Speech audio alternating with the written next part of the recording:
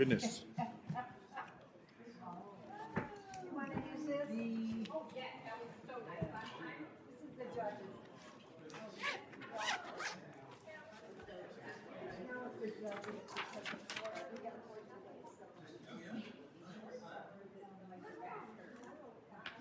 Maybe it's supposed to not. Isn't that the cutest little fish? Now you know your feet not gonna touch the ground now, right?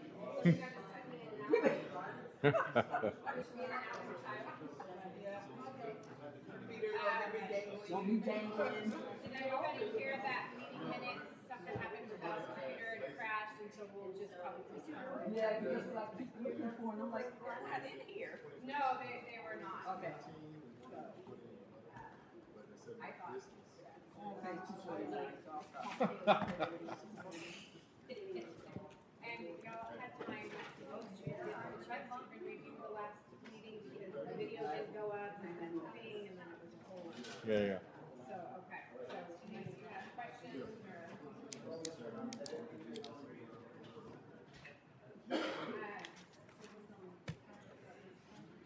Today is election of chair and vice chair, and so what I want to do is just like the roll call, I think I'll go down and start, and you're technically not eligible. Yep. We'll go down. How about me? Is anybody still not eligible for chair or vice chair? Everybody, let's see. February. So this is January. Okay. Technically, Good. but I'll still go down, but else. Fine now by you think, me. oh darn. Yeah. Raise your hand for chair or vice chair, then please. So, or, say you do not, or. It was awkward. But how was last time? Oh, how come you got a booster? Oh my God, and you gave it to her right now? I don't think this is the right one. It's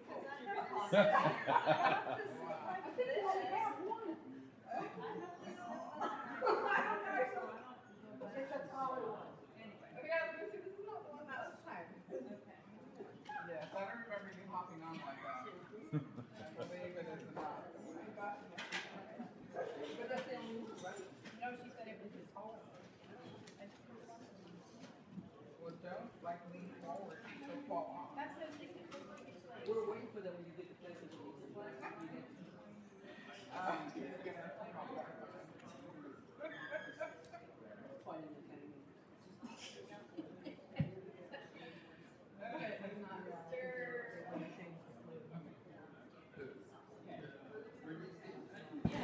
Ready? Is everybody ready? Are we good, commissioners? Looks like we have a full panel. Perfect. Okay. Thank you for joining us tonight. I will go ahead and call our meeting to order. The time is 6:33. And next we will go down for roll call and excused absences, and we'll start on my right. Anthony Sharp, present. Angela Dodd, present. Uh-oh, we have a dead mic. Jacqueline Garcia, present. Jennifer Grieve, present. Maria Fishback, present. Ryan Thompson, present. Emma Hubbard, present. Okay, we have no absences today. I did forget to ask if anyone wanted to, we usually take turns at the invocation in the moment of silence. Does anybody have an invocation or a moment of silence that they would like to request? I did not. You do? Is that all right, Ms. Fishback? Good. Go ahead. Lord in heaven, we come before you offering our thanks for bringing us together. As we prepare for this meeting, we ask that you would be with us. May our thoughts be led by you and our conversations be inspired by you. Help us to put our own agenda aside and seek your will and outcome for this meeting. Please grant us wisdom in times of uncertainty and clarity in times of confusion. Lead us to solutions and help us strengthen as a group. In Jesus' name we pray. Thank you. And next we will go to our Pledge of Allegiance. I pledge allegiance to the flag of the United States of America and to the republic for which it stands, one nation, under God, indivisible, with liberty and justice for all.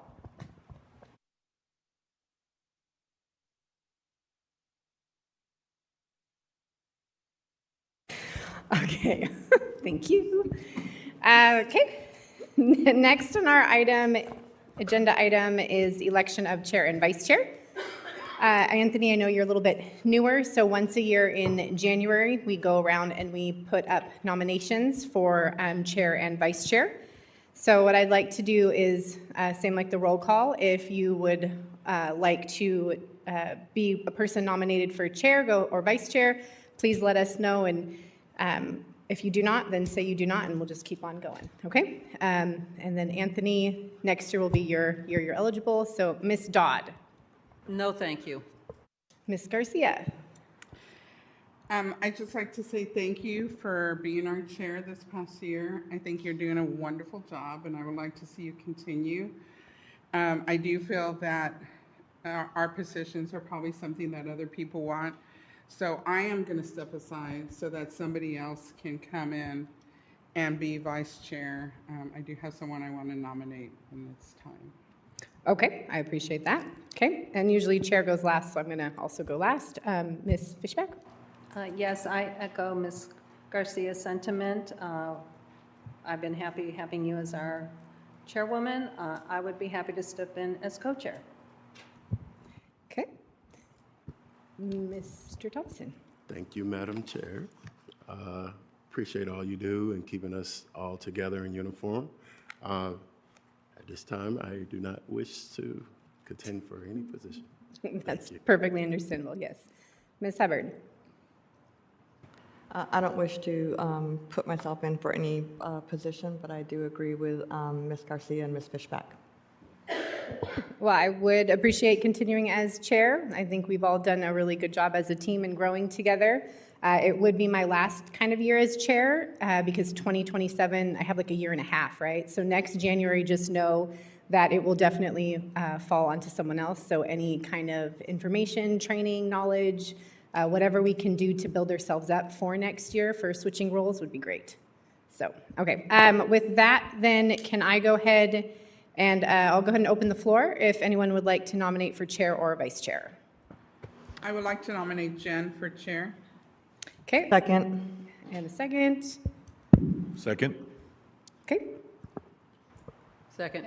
Oh, so I. We already had you. Aye. Aye. Aye. Aye. Okay, perfect. Appreciate it. Thank you all. And do we have a nomination for co-chair? I would like to nominate Oh, Go ahead. Maria Fishback for co-chair. I second. okay. I have a nomination in a second, starting on this end. Aye. Aye. Aye. Aye. Aye. Aye. Aye. Aye. Sounds like we are unanimous on both. Wow, way to go. Woohoo.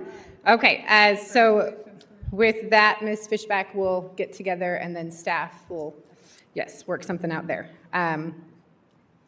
Okay, next we will move on to our consent agenda items, which is approval of the minutes from December 17th, 2025. We did have a small hiccup, so I would like to motion to postpone, and we can look at those and vote on them for next month. Is that? I second.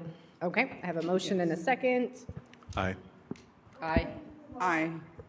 Jen, Chairwoman. Yeah, I made the motion. I did second, yes. Second, yes. Aye. Aye. Aye. Aye. Okay, we are just moving right along. All right. Item number 7.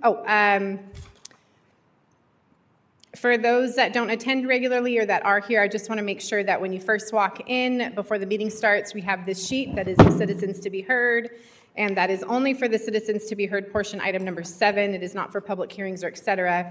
I do see some names on there, so I just want to verify you all are here for citizens to be heard.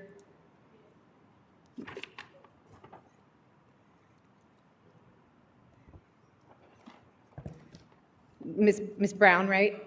Okay. And, okay, perfect. Then I will go ahead and read this lovely big blurb. Okay. This is the only time during the meeting that a citizen can address the commission.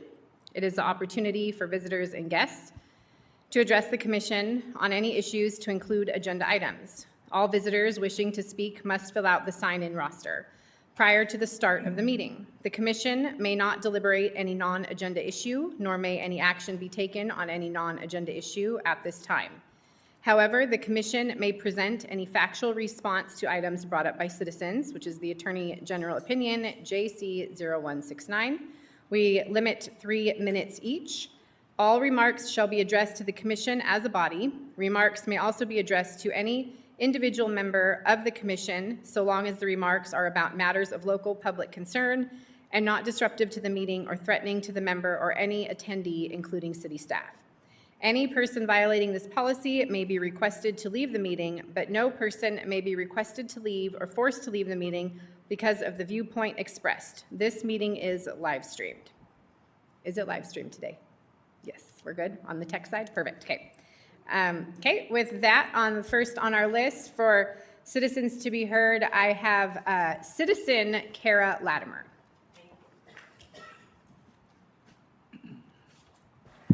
Good evening, Commissioners. I come before you to specifically address the 9C, your discussion action regarding a request to amend the future land use map in the Cibolo Tomorrow Comprehensive Plan to change the FLUME, the future land use designation, from community residential to compact residential for certain real properties located at 4240 and 4270 Green Valley Road. And the reason I'm here today is because I want you to see me. I know I have another title, but I just really today want you to see me as a woman who has been invested in the growth and development of our community for the last decade, longer than the last decade. And so the future land use map, our zoning classifications, our future thoroughfare plan, those are our things that really matter to me. And I spent a lot of time working with other citizens to look at the way that we would develop our city to be reflective of the community that we wanted. In this particular case, if I had, so I'm going to speak as a citizen right now, and in no way mean it disparagingly, but if I had a dime for every developer that came before this dais and acted like they were doing some altruistic, great thing for the citizens of our city, I would be literally on the beach in Aruba, okay? So whenever somebody comes before you and says that they have a good plan for your city, you should take them seriously, right? We should seriously consider with earnest what they're planning. But you cannot tie up land for a specific designated retirement community only by changing your FLUME. That's not how that works. Now, we are in the process of doing a little bit better job of our zoning classifications and our future land use map, but you are not there today. What you would do if you change the FLUME at this time is allow for apartment complexes and multifamily housing development in that area. Plain and simple, by right usage, okay? And even if they came before you and got a zoning change to go along with the FLUME, which they would begin to be able to have, because that's the first chink in the ice wall that they need, is the FLUME to change, because they can't come before you and ask for a zoning change when it's incongruent with your future land use map, right? So move down the road a little bit. Down the road, just go down 1103 a little bit in the community, and you'll see there's a PUD. And in a PUD, you are able to put multifamily housing. The persons, the citizens like myself, that served on your master plan committee, we had a vision for the entry off of 1103 as you came into our beautiful, amazing city of Cibolo. And it was not to have a high-rise apartment complex, whether it was altruistic for retirees or not. It was to have one of the most exciting things that happened years ago was when Mesa Western came in and was our first SF4 ever in that area zoned community. We had actual real lots, not the lots where you stuck your hand out and got the sugar from your neighbor, right? And that's what we had been hoping for a long time. Why would we surrender that to this idea, to this construct? And so you have to just look down the road. If this was truly good for Cibolo, it would be taking place in an area that is already established for multifamily housing, which would be adjacent to the fire hydrant. Not a fire hydrant. What's that place called where firefighters hang out? that thing, the fire station. So it would be adjacent to the fire station where the PUD is. So we are not looking at having you fly by the seat of your pants over this large master plan that took months and months and months to do.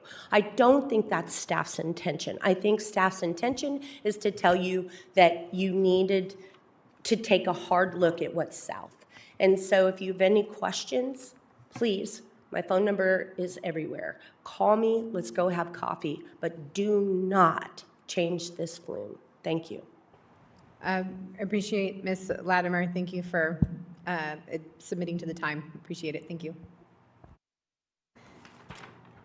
Okay, next on our list, we have Ms. Dawnetta Roberts.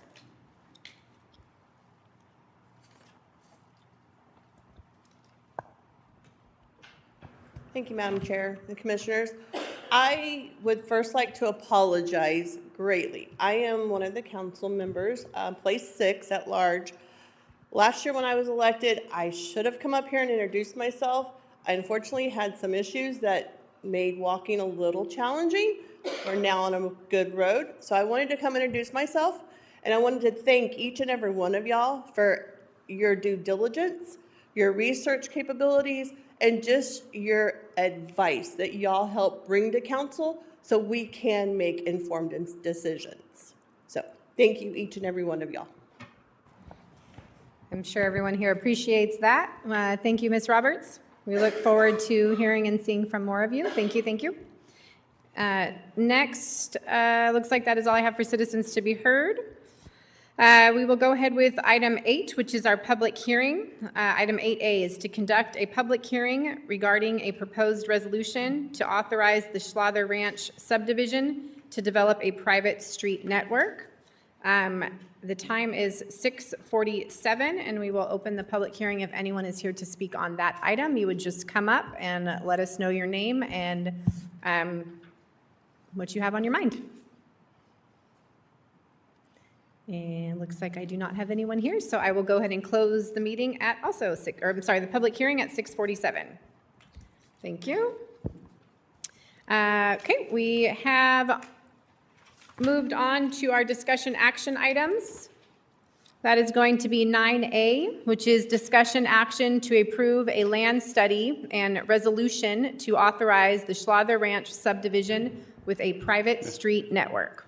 If I could just interrupt you. Oh, yes. Even though I'm not a voting member tonight, I'm going to leave the room. Can y'all just not forget me? Come get me when you're done with this item. Thank you. Okay, Mr. I'm going Hines. to recuse myself. Thank you. All right. We'll come Technically, though, when you do recuse yourself, he's not on the panel. He wouldn't have to always leave, right? Like, is that just a choice, or do you expect? Yeah. You do have to remove yourself officially out of the, okay, that's what I just want to clarify in case it happens again, because you never know when something's gonna, it doesn't happen often, but okay. Okay, perfect. Then, who do we have from staff for item 9A? I'll be taking that. So this item is before the P&Z. The UDC does not have a framework for guiding the development of residential subdivisions that want private streets. That's typical with what you see in most communities. In most communities, the code will have option A, public streets, and option B, private streets. And if an applicant selects private streets, there's standards for developing a private street subdivision, like you must have an HOA that's going to take ownership of the streets and then collects association dues for the maintenance and operation of the public streets and other facilities. There'll be other things like if you're going to have a gate, you must provide a lockbox and keys to your fire marshal. The gate must be set back 4 or 5 car lengths so that way traffic doesn't queue back up into the connecting roadway. Cibolo's UDC is not set up that way. The UDC says that only the city council needs to be consulted for approval of a private street development. But since the UDC is so shallow, I decided to bring this resolution to the P&Z, not just go directly to the city council, because I wanted you to be aware that the city council's action is required for approval of the location of a private street development. That's the way the UDC reads. So that is here for you tonight to make a recommendation on this resolution that you're authorizing the Schlother Ranch subdivision to be developed as a private street network. Okay, thank you very much. Does anyone here, we'll start at this end. Mr. Sharp, do you have questions for Mr. Vasquez?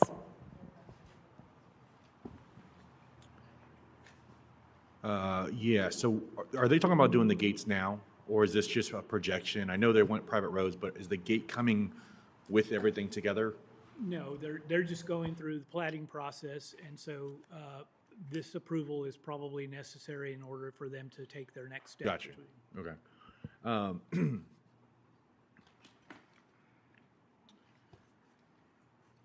So I will just add that, you know, in Turning Stone, Mesa Western is one of the few communities, actually only community in Cibolo with the gated community. And I will say it does help resale value as well. So generally, I see this and I'm thinking it's a good thing for the city. That's all I got. I don't have any questions, but that's it. Okay, Ms. Dodd? No questions. Ms. Garcia? I do have one question, and I did look through the packet and I didn't see anything. I could have missed it though. Do we have anything that shows like what it would look like? Am I missing that? So we're going to have an item on your agenda, you can pull it up, but you also have to act on a land plan.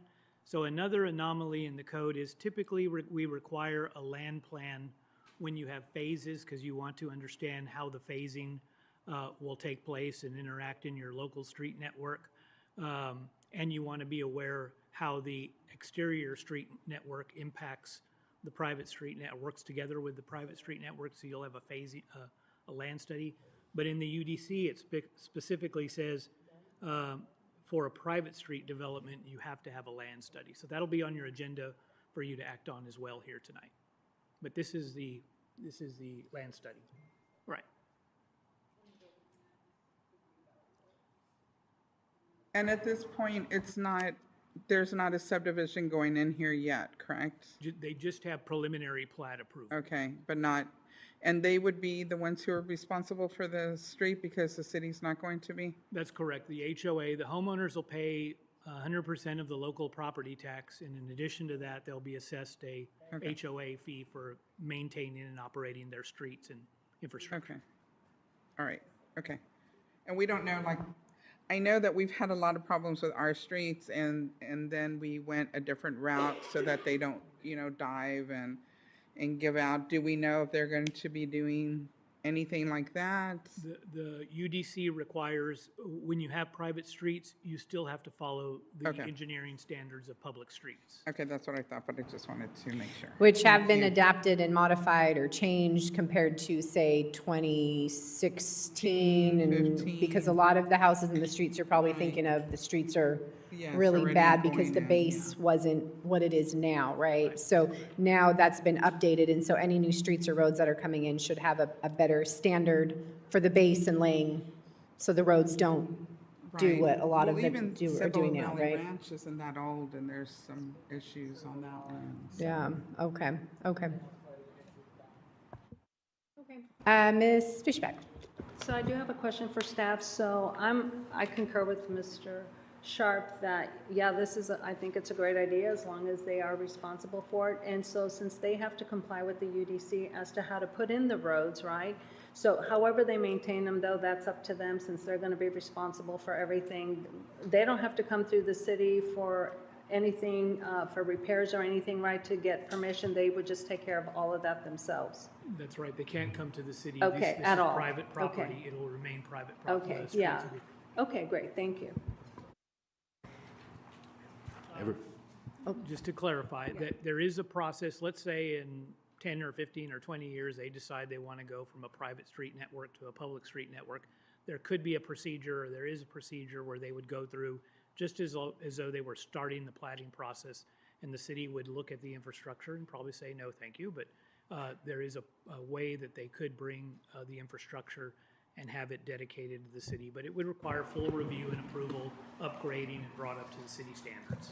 That's if they wanted to go back to having it as public roads, right? So then the gate would come down, all of that. It would just be opened up like any other subdivision. Okay, thank you. I have no questions. Everyone has covered the basis of everything. Great job. Okay, thanks, Mr. Thompson. Ms. Hubbard? So kind of to your point, Ms. Fishback, what you were talking about, and Ms. Garcia, there are such incidences, and I know because our HOA is going through it right now. So we have a certain part of our neighborhood that's gated off. And I'm not sure how long that's going to be for, but that's kind of what we wanted right now. However, we're not a completely gated community. But in the event, and it does happen, and I think even the chair can speak to this as well, where the HOA is behind on HOA fees, like we are right now. There's a lot of residents that haven't paid in some months because they kind of feel like they don't need to pay because there's issues that haven't been taken care of. And they're like, well, if you're not going to take care of the issues and I'm giving you money, then I'm not going to give you money. And so a lot of people are months and months behind to the point where they've already filed, legal action. But in here, it also says that if the association, for whatever reason, can't make repairs or fails to make repairs, then it will be upon the city to make those repairs. And then the city will then go ahead and basically send them an invoice to say, this is what you owe us. So there is a very real issue that could arise where the city and city money and those taxes would end up paying for these streets. I would say that's rare. It's rare that I've seen a city go in and make improvements on a private development. Usually what would happen is the HOA would initiate the conversion from private to public, but you'd have to have every property owner sign on to a replat. They're platting out what are essentially street lots and then trying to go through the dedication process to the city. Most cities would require that those streets be brought up to their current standards before they would consider accepting that private infrastructure.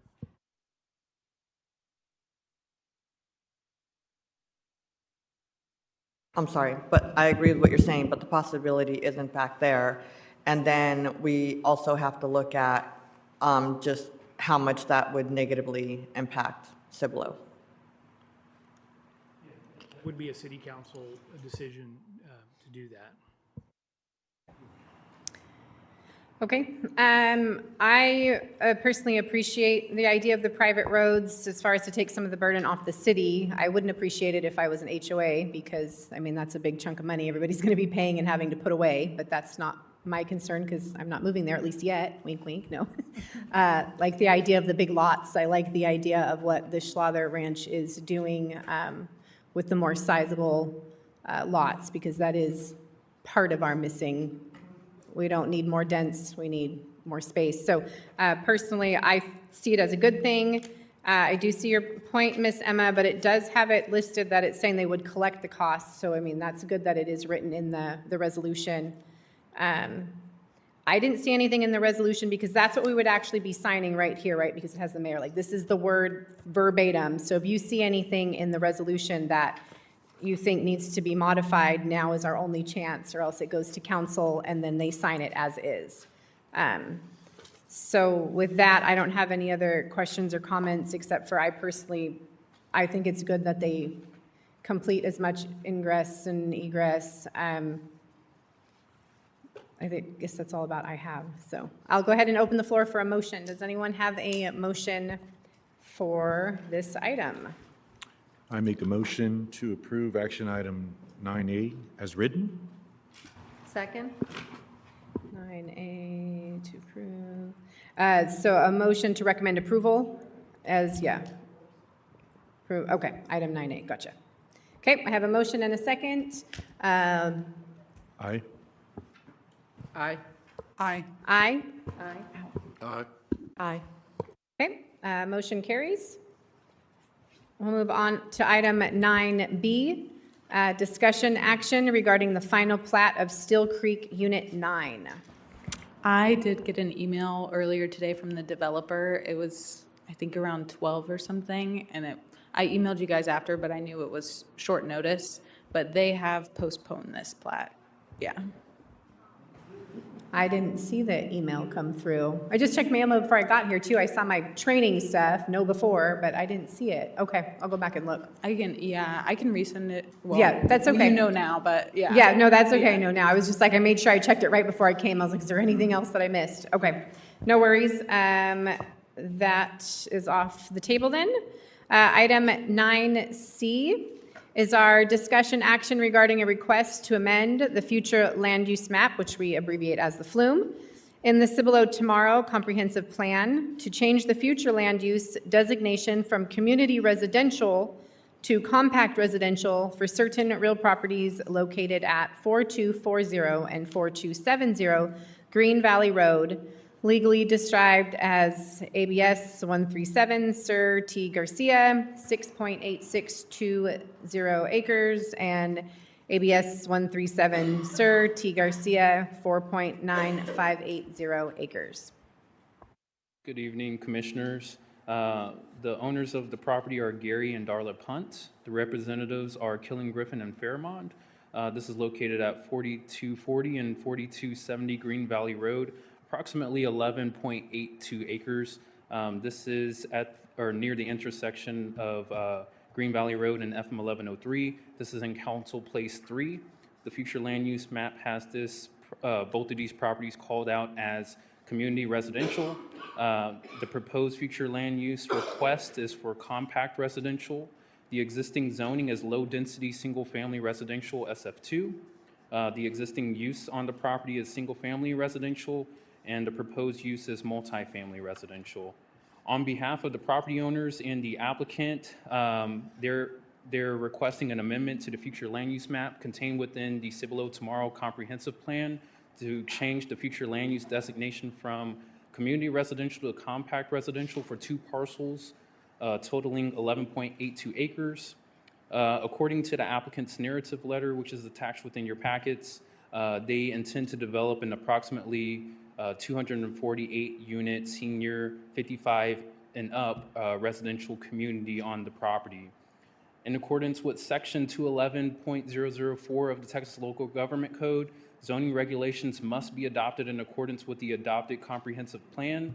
So when we have a proposed amendment or proposed development that's not consistent with either the text of the comprehensive plan or in this case the boundaries shown on the future land use map or any other applicable map contained within that comprehensive plan, an amendment to the comprehensive plan will be required per section 3.6 of the city's UDC.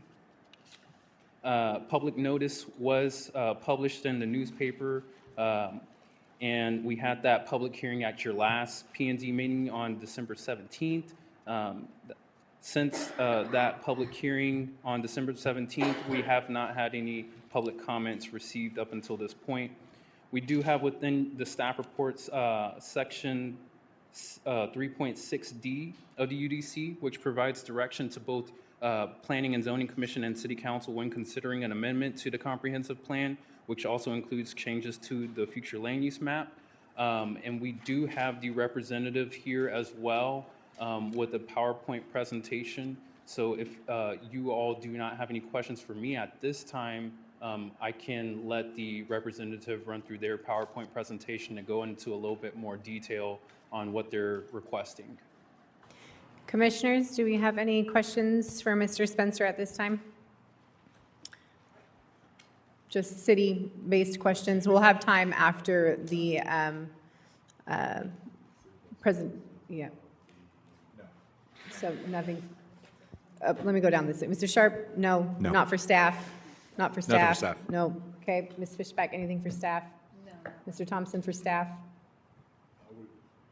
Will we be able to address it after, or this is our Absolutely. time? Yeah, this is Okay. just for this portion, yeah. If there's anything you have questions on kind of what he just read or went over, otherwise we'll have the person here do their presentation and then, And come back. So let me get mine out of the way now. okay, sure. If you have questions now, go for it. So the FLUME, right? So we spent a lot of time working with that the past eons, right? And so now we want to change the flume to do compact housing, but which goes against what we've already delegated for future land use map. So we're not pulling hairs here, but we did a lot of work to get that flume in order, right? And this was the biggest concern with doing a lot of these things, is that we're going to keep amending the work to fit a narrative, right?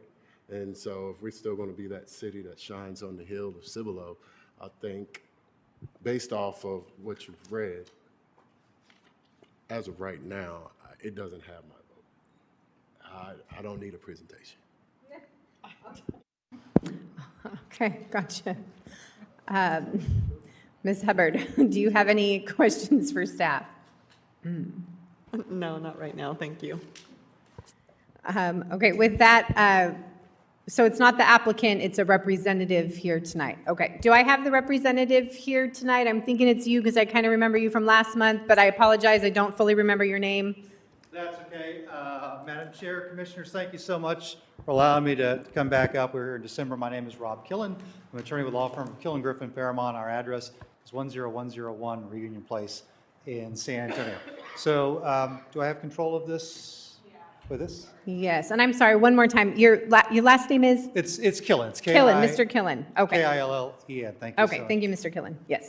So really appreciate the opportunity to, keyboard, thank you. Hand the mouse, everything, okay, perfect. That's all I need. Thank you all so much. You recall I was here in December. You didn't have everyone here, so you asked if we could come back in January. So appreciate the opportunity to come back. I am, like I said, I'm a land use attorney with Killen Griffin Fairmont. And so a lot of what we do is zoning work on behalf of clients throughout the region and most of the cities throughout the San Antonio, Central and South Texas region. And so in conjunction with rezoning, a lot of what we do are what we're asking for tonight, which are amendments to future land use maps. So what we're asking you to do is certainly not outside the norm as far as normal land use and zoning practice. Our client, Kittle, would like to redevelop this or would like to develop this property as a senior living community, residential community. I am joined tonight by Carly Gast with Kittle. Carly, wave your hand. And she is here and able to address any questions that the commissioners have after we make our presentation. But what I'd like to do is go through the presentation, and because this is a two-step process, we start with the plan amendment. If the plan is amended, then we would come back and file a request for rezoning. So the first question before the commission, the question that's before the commission tonight, is it appropriate to amend the future land use map? Again, common practice, you have to amend the map before you can change the zoning. And so I will talk to really the land use pieces of it, can talk a little bit, and I will touch on the project, and we can do a deeper dive into the project tonight if you'd like, or we can save that for the zoning process when we file the zoning case. So with that, I am going to go ahead and not use that, I'll use this. Here we go, the property is on Green Valley near 1103, kind of catty corner from Cibolo Valley Elementary. You're familiar with the location. It's a little bit closer look. It'll be 248 units, multifamily, residential community, age restricted to ages 55 plus. So when we come back for the zoning case, we would be asking for MF2, and the equivalent land use designation is compact residential. So we're going from community residential to compact residential that would allow for the MF2 zoning. Again, here is the property to give you a sense of some location. This is what it would look like, conceptual rendering, but I thought it'd be better, this is how it will lay out on the site. Again, this is going to be subject to all city rules and regulations, so the site plan could change, but it would only change to comply with whatever applicable codes that we need to comply with. Be subject to full city review, traffic engineering, all of that. I thought what I'd do is show you a project they've developed in San Marcos. Now what you're looking at is a 4-story building. What they're going to be doing is 3 stories, but just want to give you a sense of what a finished product looked like from Kittle, both inside and outside. And here's one out of Beaumont, same thing. The one in Beaumont was 4 stories, but this will be limited to 3 stories. Well, like I said, I want to focus on the land use components of this for purposes of your comprehensive plan and why we think the amendment of future land use plan is consistent with your comprehensive plan. And so I want to start with staff, and of course, mentioned this last time, staff did a really good job of doing a deep dive analysis. I hope you've all had a chance to review it, and I just want to highlight some of the comments from the staff review. One, they talked about this project addressing the missing middle issue and specifically housing for seniors. Another piece from the staff report is the idea that you put compact residential, like we're requesting, near key intersections and within walking distance of local commercial. Staff also noted that being in close proximity to neighborhood-oriented commercial uses just makes sense, consistent with the plan, and that this amendment would address a deficiency, particularly for senior housing. So again, I appreciate staff's deep dive, and I think they did a really good job in their analysis. Because staff was referencing the comprehensive plan, I thought what we do is cover a couple points from the comprehensive plan. Again, compact residential, you allow for compact residential, you allow for the amendment of the future land use map so you can put it in appropriate locations. And the appropriate location for compact residential is near key intersections, in this case 1103 in Green Valley, and within walking distance of local commercial uses, which is what we have here. Also aligns with transportation and corridor policies. Putting compact residential on minor arterial is the appropriate location. That's out of page 76 from the plan. Existing projects that were noted in the plan that are similar, the Grand at Cibolo Apartments and Trophy Oak. Feedback from the community during the development of the comprehensive plan talked about compact residential near community residential. This seems to make sense, seems to be consistent with citizen commentary that y'all received during the comp plan adoption. And then economic development and efficient land use. I want to talk about this from an impact standpoint. As I noted, this is going to be age restricted to ages 55 plus, and it's probably going to be people who are significantly older than 55 years of age. So one, it's highly unlikely that someone is over 55, living in an apartment, and is going to have kids in school. So this isn't going to add any folks to the classroom, shouldn't be any additional burden on your school system. The other piece of it is the traffic impact. And I know that this comes up regularly when we talk about multifamily projects as well. That's going to be a lot of cars, per acre. Well, guess what? As you get older, you don't have to be out there in peak hour, right? You're not taking the kids to school, dropping them off, picking them up. You don't have to be in the office at a certain time. There's a lot more flexibility in senior.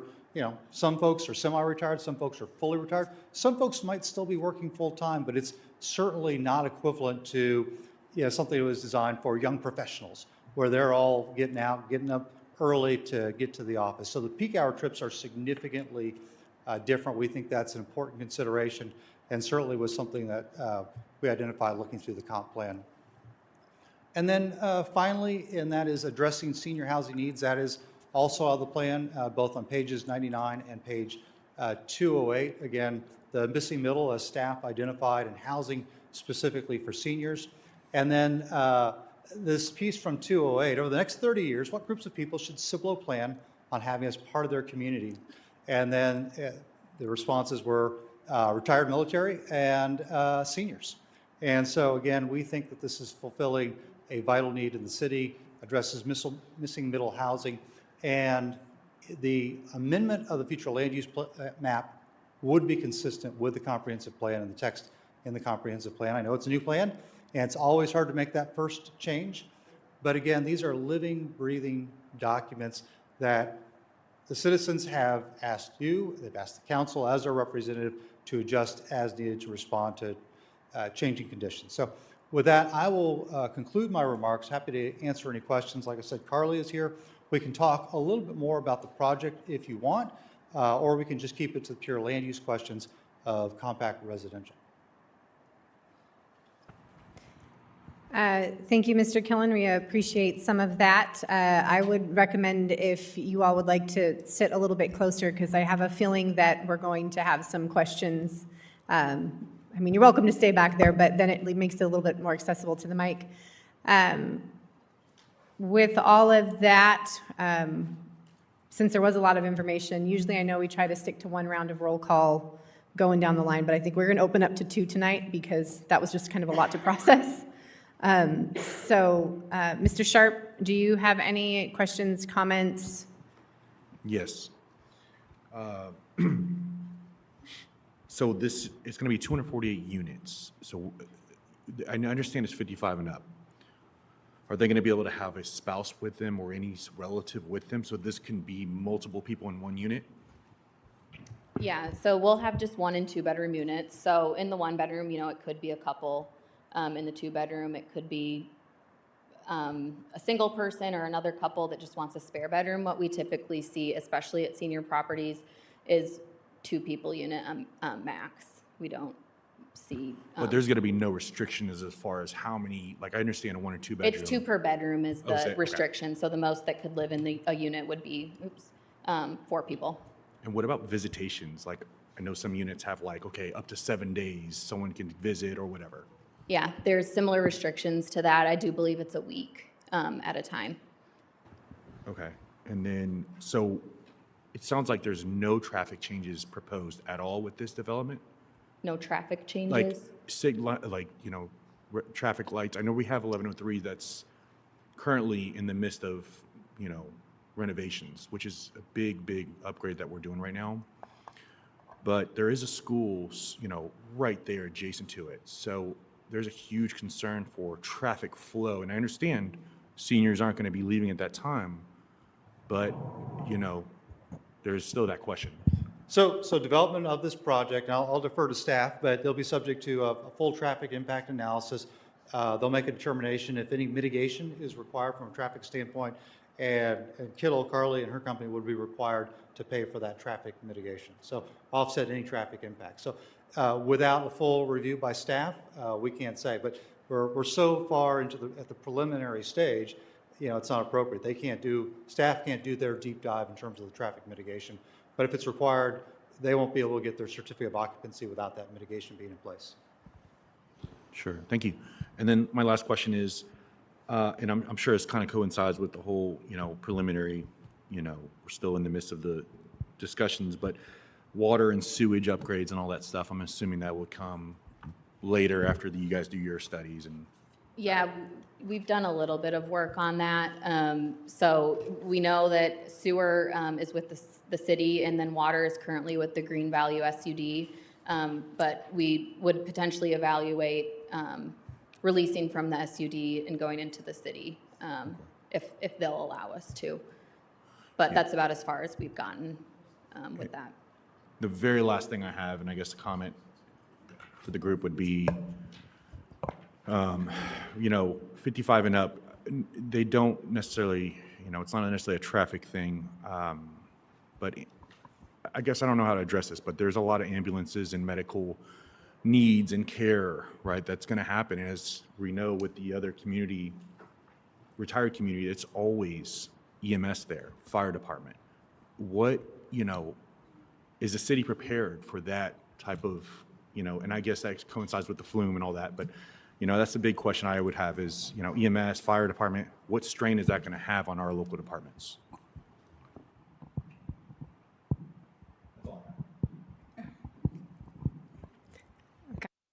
And Ms. Carly, is it okay if I just call you Ms. Carly? I didn't catch your last name. Okay. Yep. Thank you. I'm going to keep going down the line. I'm sure we'll be calling you back up. Okay. Ms. Dodd? I love the idea that somebody has the 55 and up don't go nowhere. I mean, it's almost like they're not going to have any traffic because they don't go anywhere. Are we just assuming that there'll be less traffic because of the age? I find I go more places in the 20-year-olds. No, ma'am. We're assuming that it'll be the same amount of traffic. What amount. it is, it'll be different traffic patterns. So it's the distinction. It's not the number of vehicles leaving. It's the peak hour trips, which are measured, from residential. you know, in the morning when you're going to work and when you're coming home. Okay. So seriously, the number of cars, you know, if someone lives there, they're probably going to have a car, right?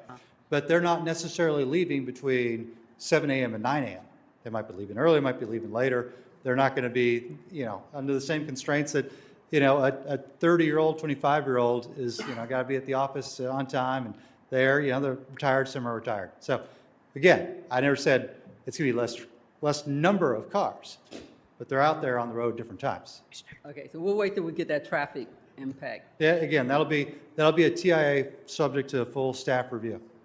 Do we know that there's a need for this?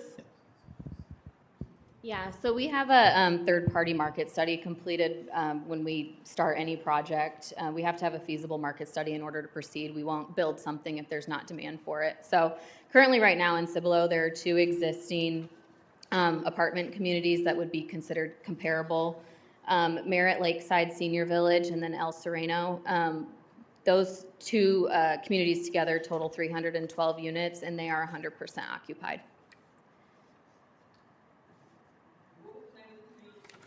The 2 properties are, sorry, just lost my spot. Merritt Lakeside Senior Village, which has 176 units. It was built in 2012. And then El Sereno, that was built in 2019 and has 136 units.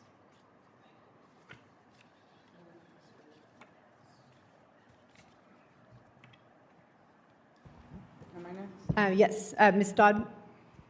Thank you. Okay, Ms. Garcia?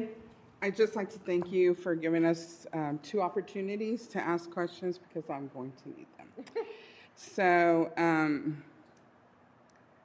you're not including the Berks of Cibolo in these 2 communities because there's 3. There's the Berks of Cibolo, which are not 100% occupied. Lakeside is 100% occupied because they go by income. So the people that live there, they no longer have a waiting list. The people that live there have lived there for many years and nobody is leaving because some of their rents are $500 a month. Is that what this type of place is going to be? There will be restrictions on the rents. So the rents will be restricted on the 1-bedrooms to about $1,000 and then on the 2 bedrooms to $1,200. Okay, so you're not going to have $500 apartments? No, they won't be that low. Okay, so the reason that Lakeside has 100% is that reason. The same with El Camino. They go by income. So that is the reason they are 100% at capacity because you can't get that kind of rent somewhere else. And I had my parents lived into their 90s, and I understand the need for senior citizens to have affordable housing, but some seniors will not be able to afford the housing at that price. So I just wanted to make sure that you understand there is another one that does not give any type of discounts per income, and they are not at 100%. And that is the one that always has the ambulances and the fire trucks. And that says senior? I'm sorry? It's senior or age restricted? It is. Okay. It is Yeah, so only, we don't take It in. is only a senior citizen Okay. living facility. And the other side, so one is if you can live on your own, it's divided. And one is if you need assistance. So one side is assisted living, and the other side is if you're independent. Okay. Yeah, the And market study so- won't take into And account like I assisted said, or they are not at unrestricted. 100% because they do not give any type of discounts. Mhm. So I also disagree about the 55 because that's basically saying that people that are 55 don't work. I am over 55 and I leave the house at 7:30. And so if everybody living there is 55, they are all working. They are all working and going to work at the same time as me, as you.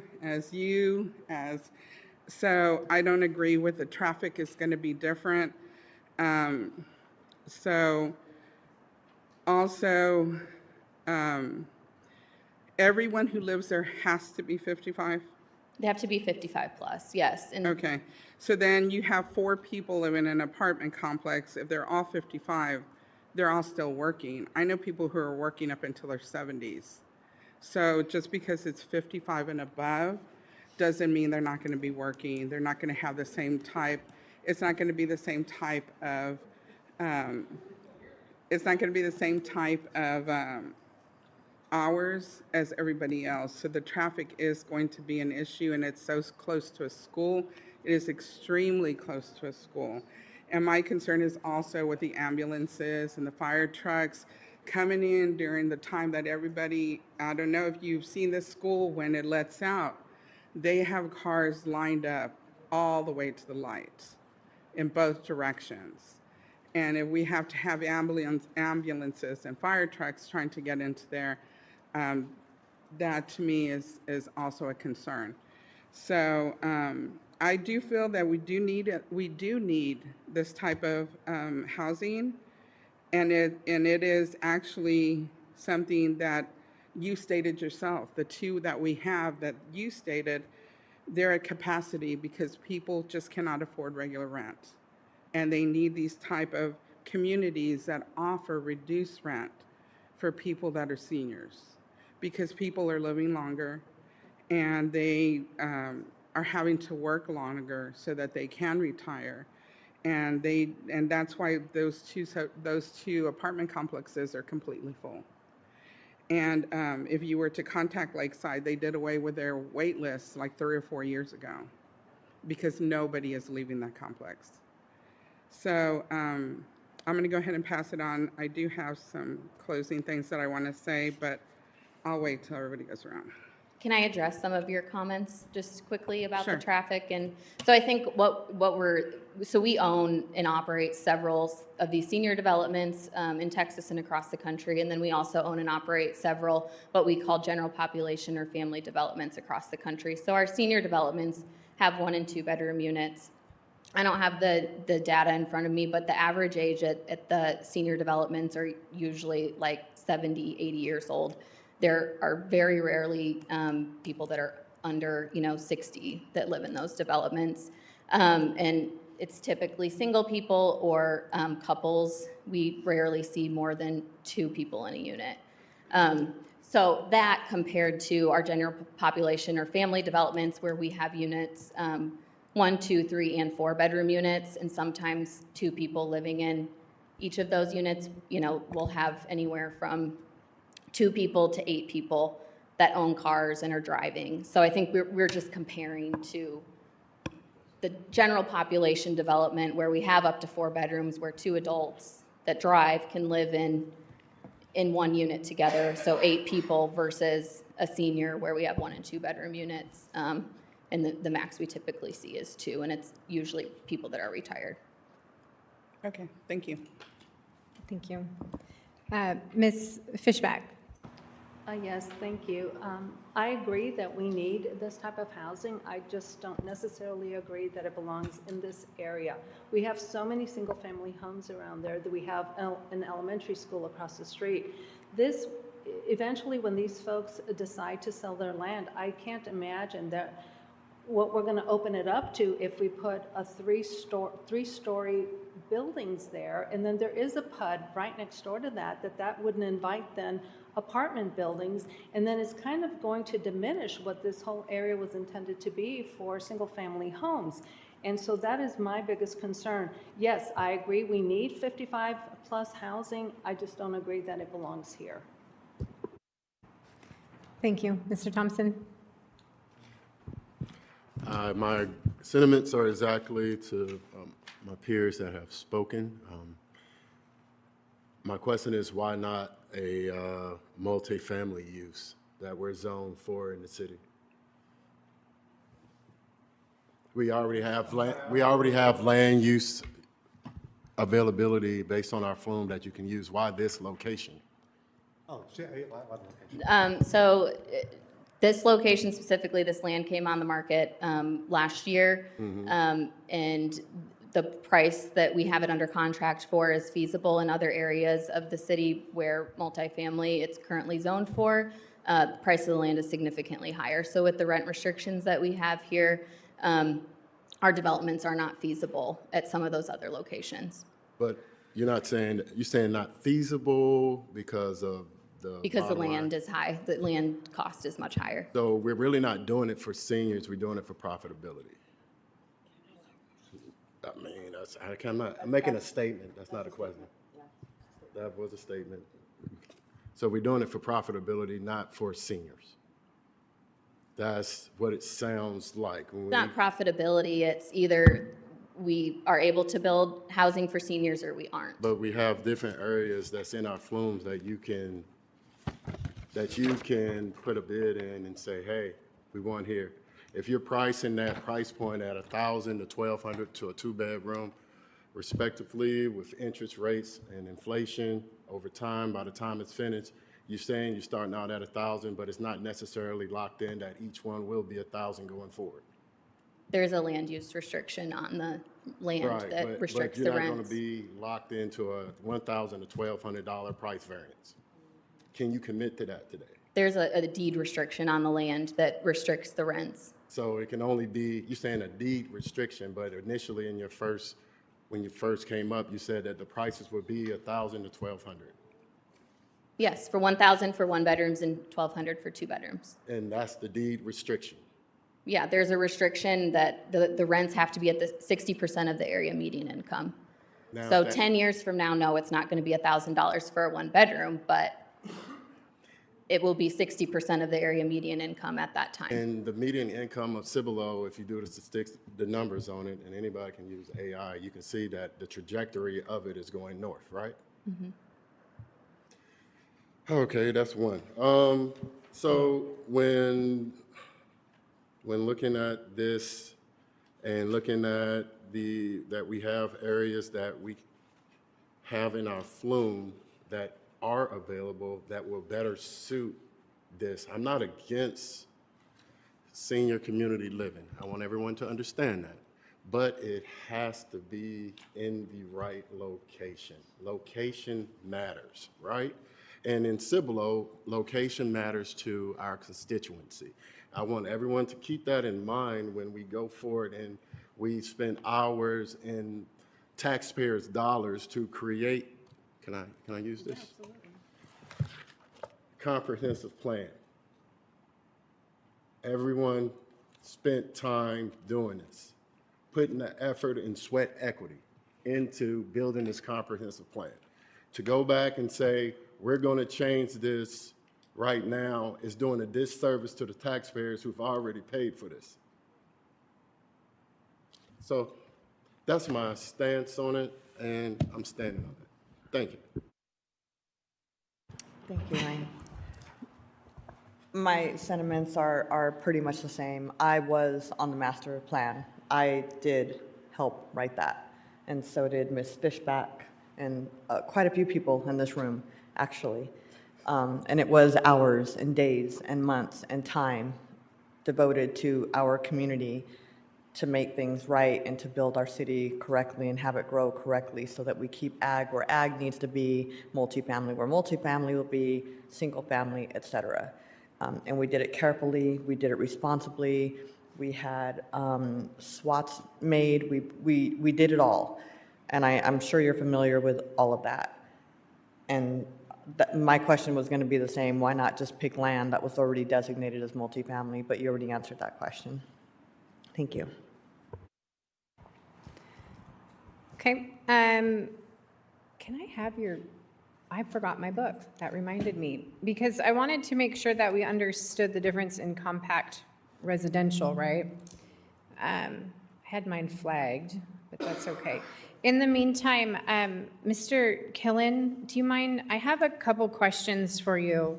Can you explain to me again, I heard you say a couple times about the missing middle. Who said we had a missing middle? Like where did you pull that from again, sir? That is in your comprehensive plan. I don't have a hard copy of it with me right now, but you've got a copy in front of you. I'll defer to staff because they noted it in their report.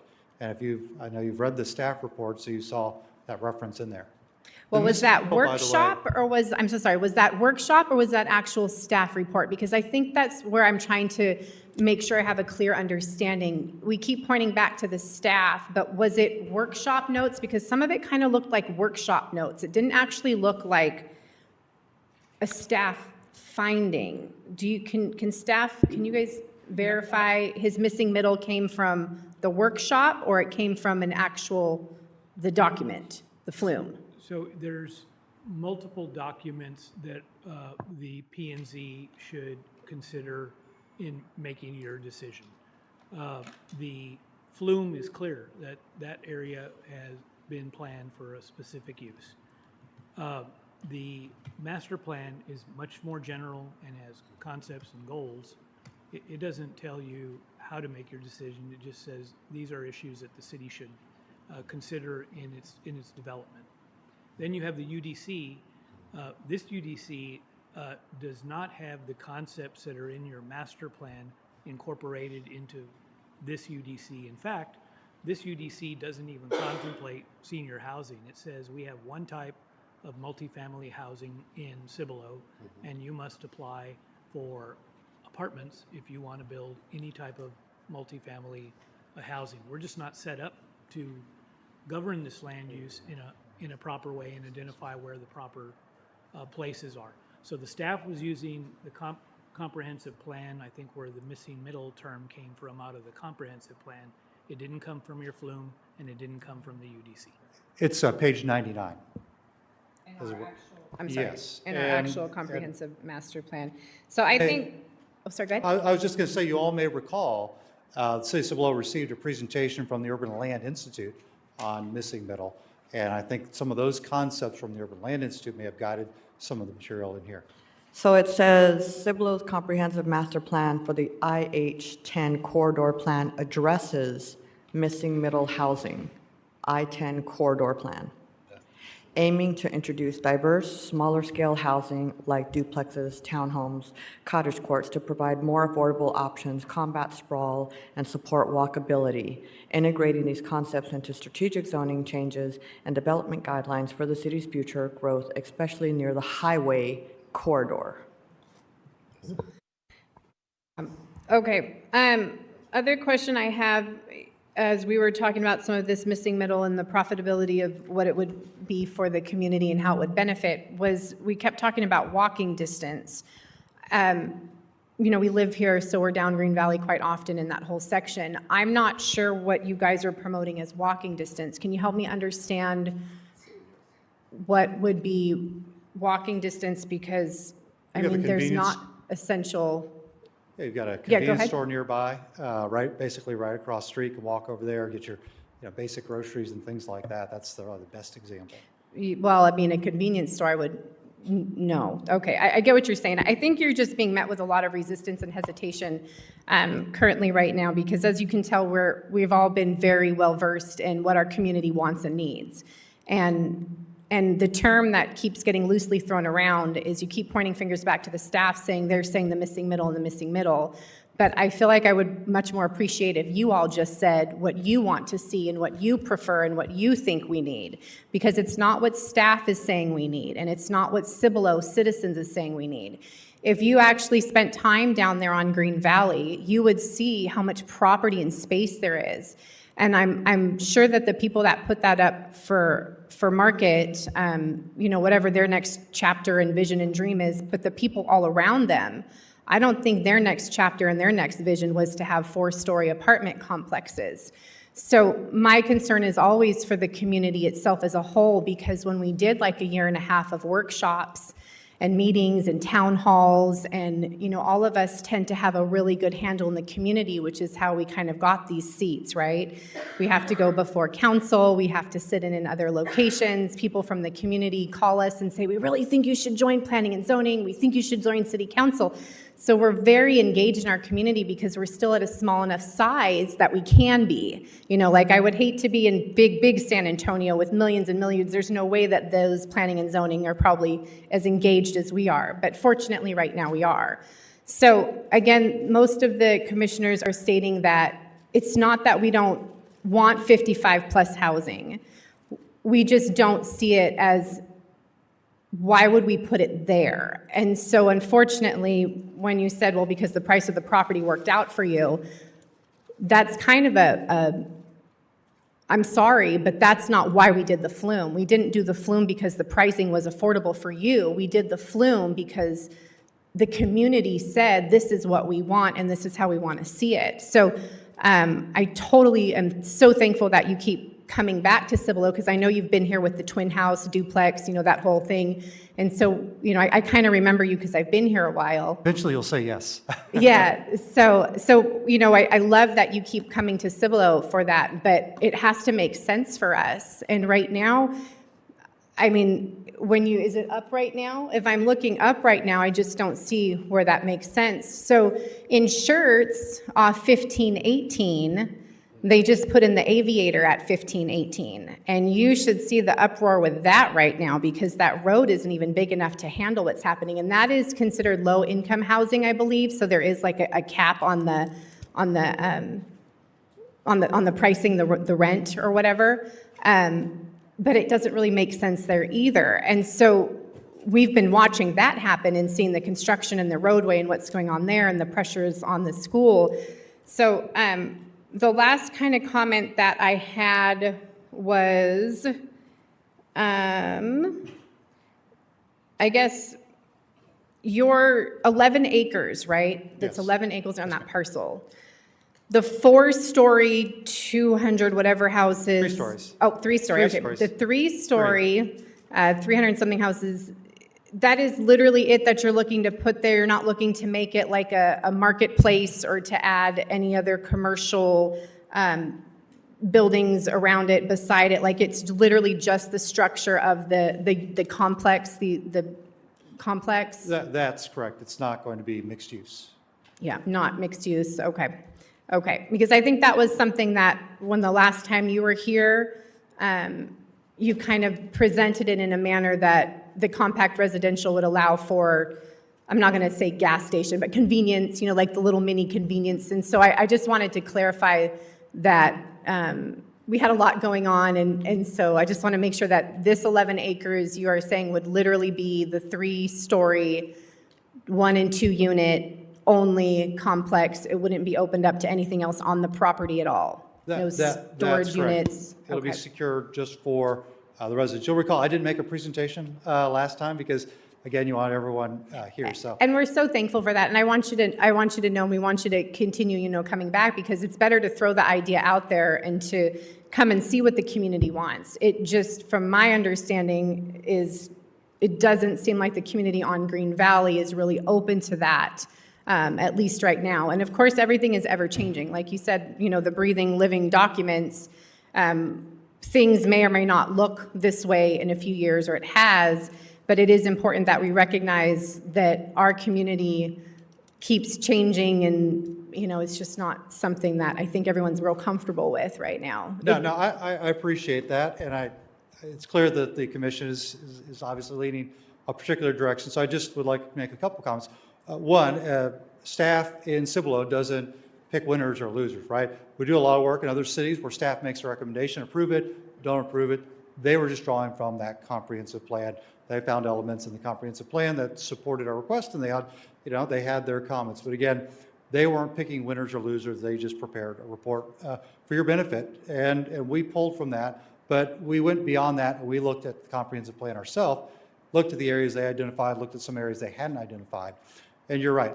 I have served on planning committees as a volunteer. I've worked on comprehensive plans. I've worked on big ones and then small area ones. I know the time and energy and effort that goes into it.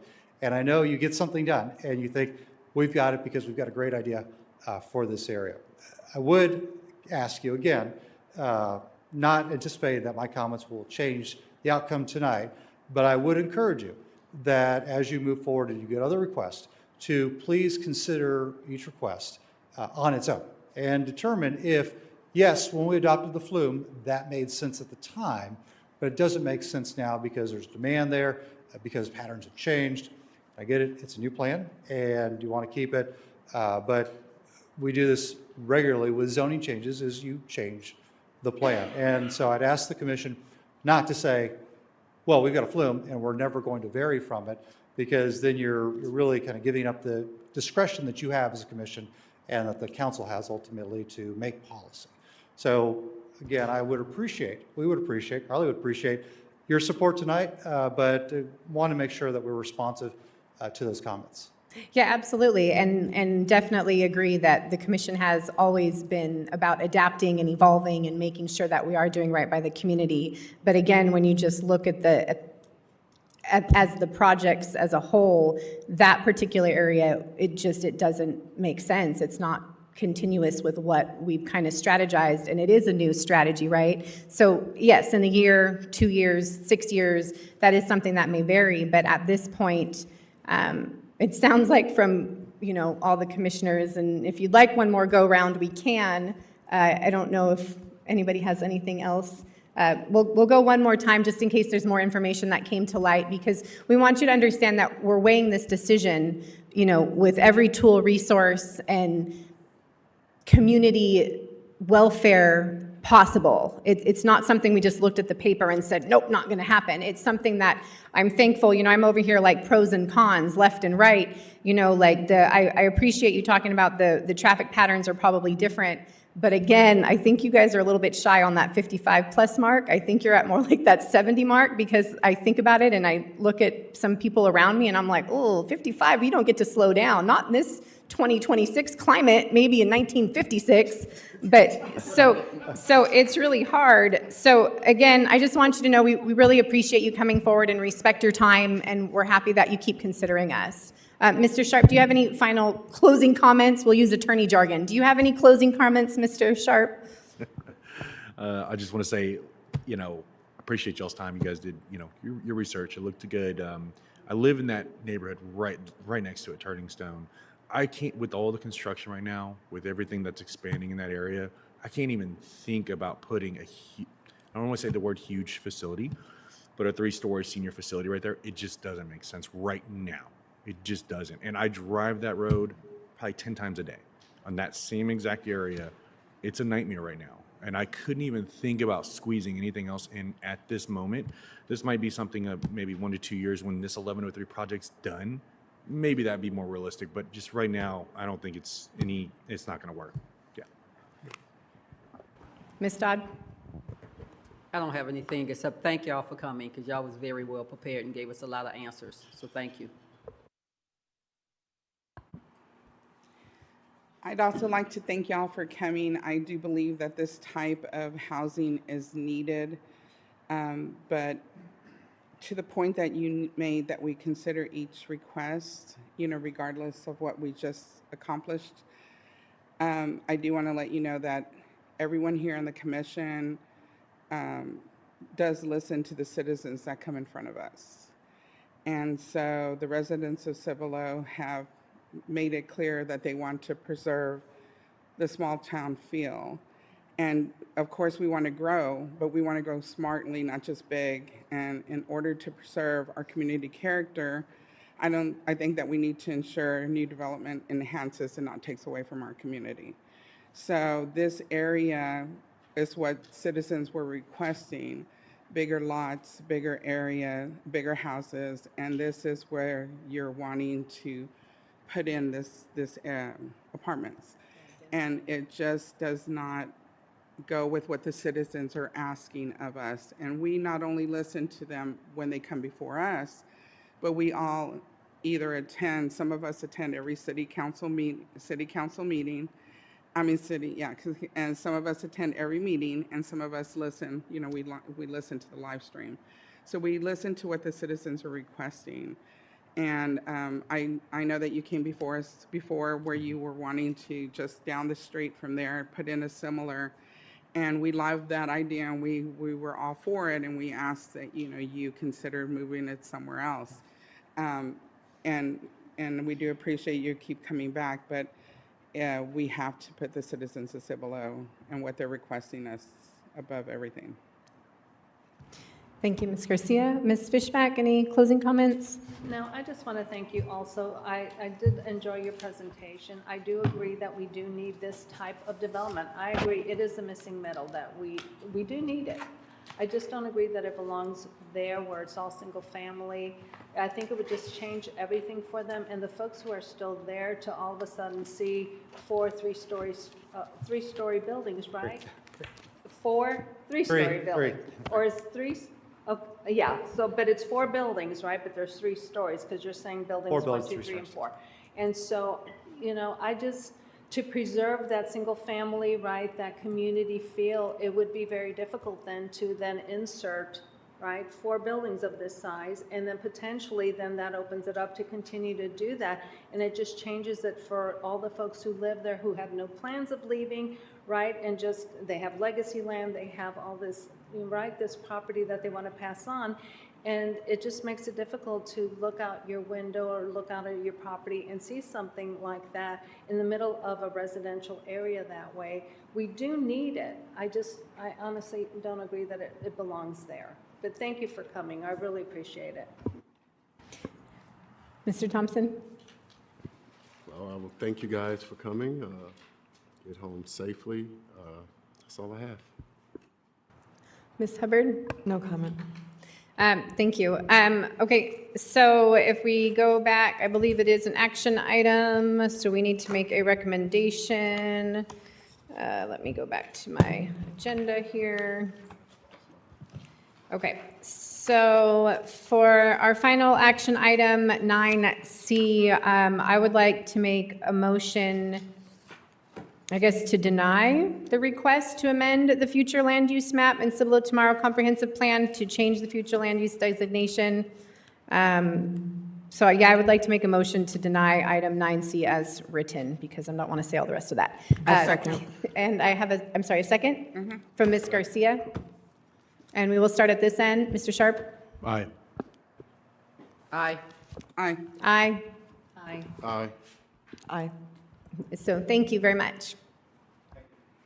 Next, we will move on to our item 10, which is the UDC CIP Master Plan and staff updates.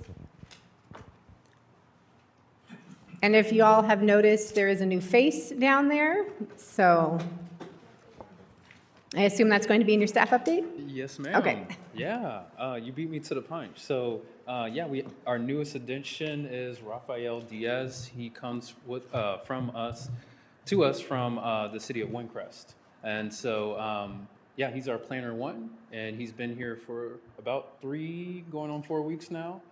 He started just a little bit before Christmas, so he's had a good number of times to get it up to date with our codes, and we're happy to have him here. So in regards to the staff update, site plans currently under review. No changes since the last time. Same goes for the administrative plats that have recently been approved. Plats that are currently in review right now are the Cibolo Farms Unit 4 final plat, as well as the Old Wiederstein Commercial Subdivision final plat.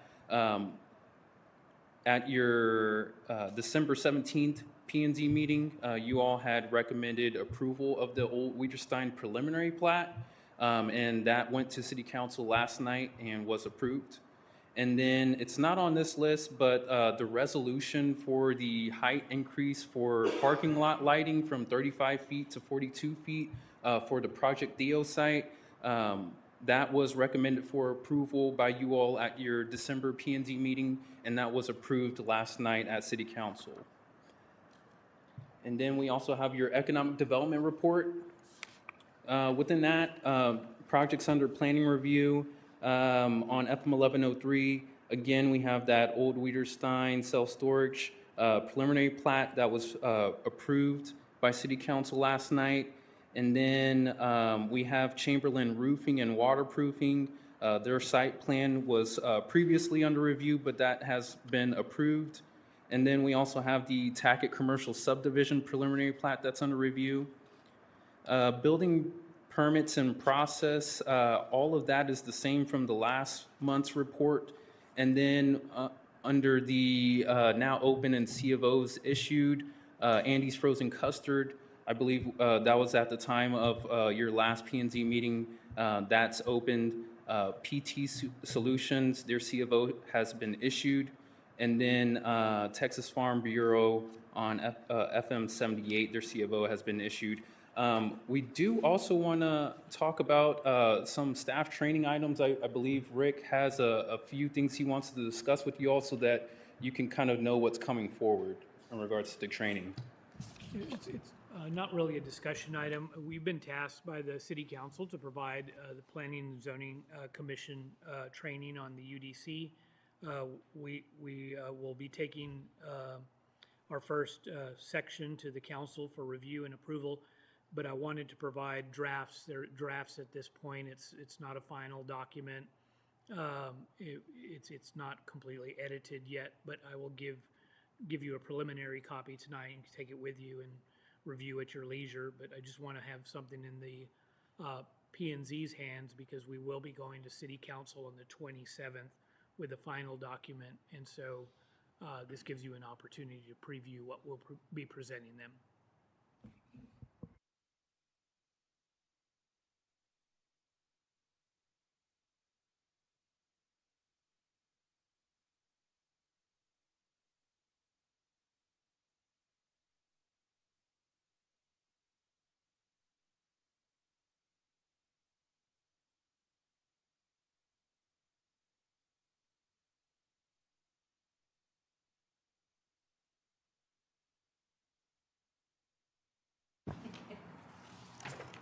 Okay, so is this just like a little bit of homework for us to go home and?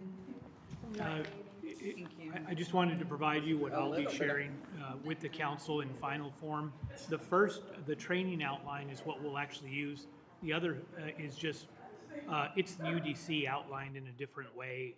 We've highlighted each party's responsibility in a certain color so you can see who's responsible for doing what.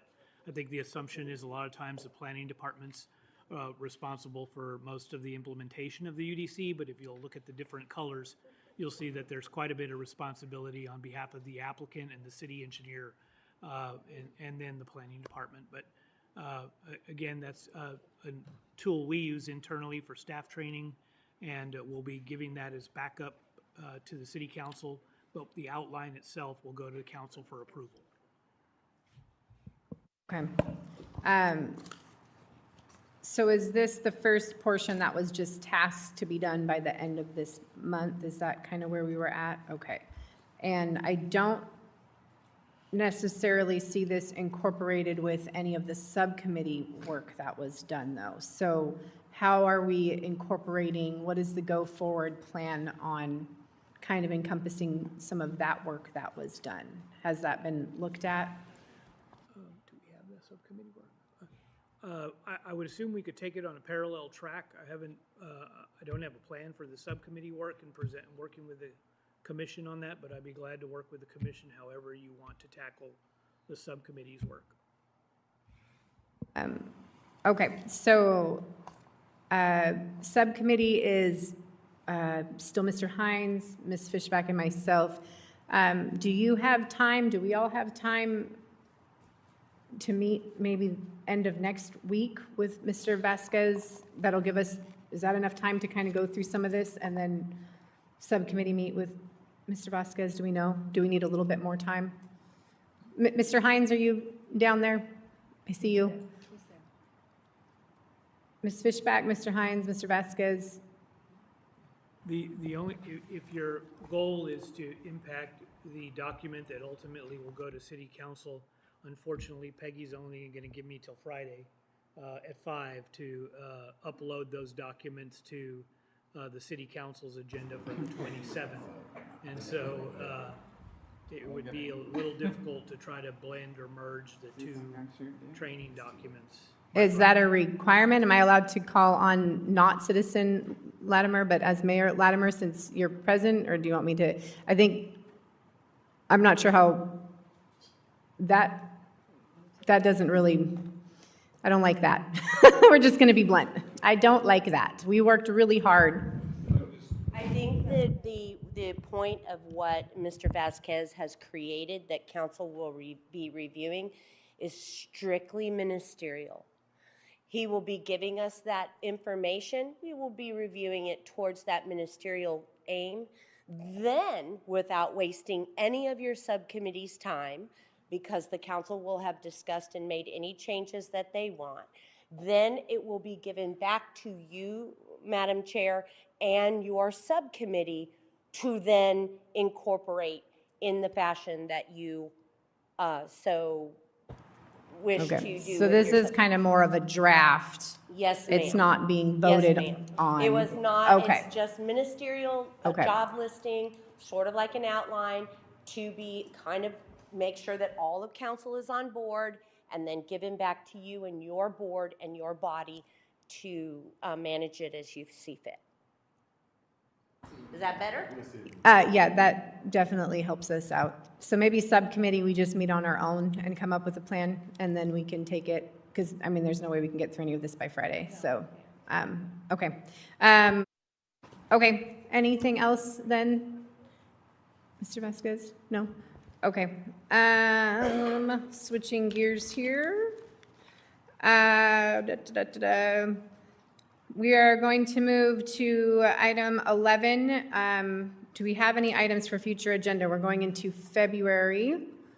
Anything we have on there besides, I would like to put a subcommittee update in February then, because that should give us time to come up with whatever we need to.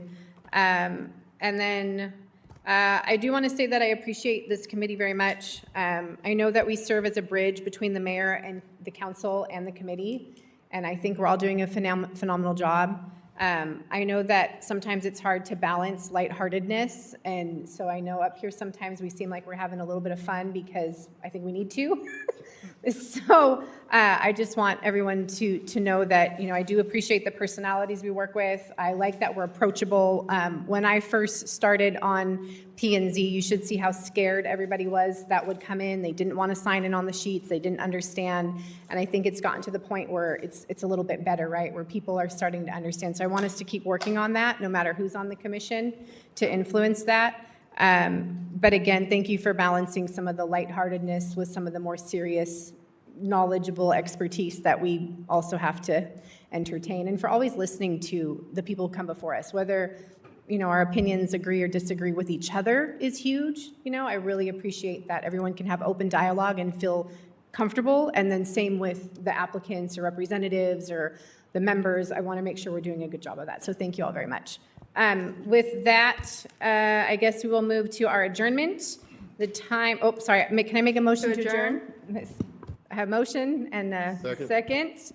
All in favor? Aye. Aye. Aye. Aye. Aye. Aye. Aye. And the time is 8:02, Ms.